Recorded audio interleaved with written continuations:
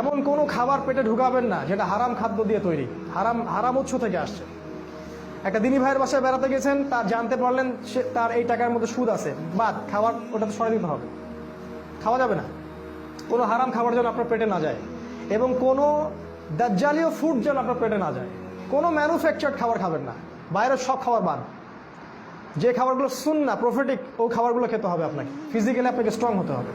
এবং প্রত্যেকটা ছেলেকেই ব্যক্তিগতভাবে, আমরা এখন তো অ্যাসোসিয়েশন ওয়াইজ এটা করতে পারিনি, কারণ করলেই আমাদেরকে ধরে নিয়ে চলে যাবে।